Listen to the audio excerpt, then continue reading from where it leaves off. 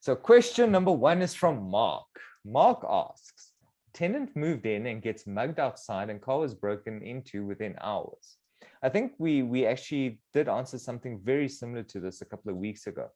Now he gave CPA notice and will move out on day 2.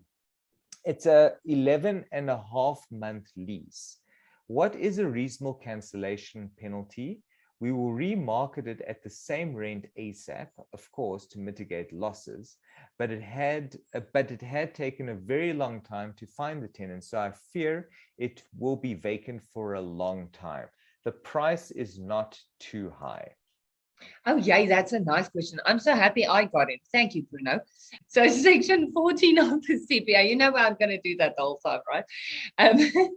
Section 14 of the CPA allows the tenant to cancel the lease agreement, but he has to give 20 business days notice of such cancellation for that provision to apply to the particular cancellation. So in a case where the tenant gives notice today and just leaves, the CPA has no bearing on that, and your full damages that the landlord suffered will be payable by the tenant.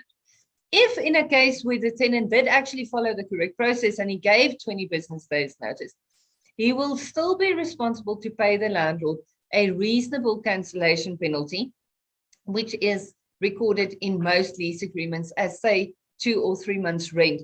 And if the landlord can mitigate damages, so he can place the tenant earlier, then the tenant would not be responsible for the full cancellation penalty, but only for the actual damages that the landlord suffered, and that's in terms of the Conventional Penalties Act.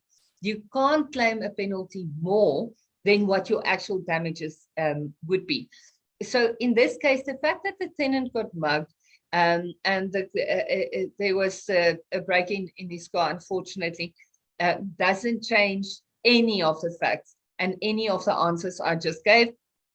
It's unfortunate, but the truth is we live in the world, there's crime everywhere, and a landlord is not responsible for a tenant's safety. Obviously, a landlord's responsible to ensure that there's a roof and a door, which should provide that security. But a landlord doesn't have to cater for the tenant's security. So unfortunately, in a case like this, I can't say what a reasonable cancellation penalty would be. From what I'm reading, the tenant didn't give the 20 business days notice. So it's not a reasonable cancellation penalty referred to in terms of section 14 that this particular landlord would be able to claim. This landlord would be able to claim the actual damages that he suffered as a result of this early cancellation that was not done in terms of section 14 of the CPA.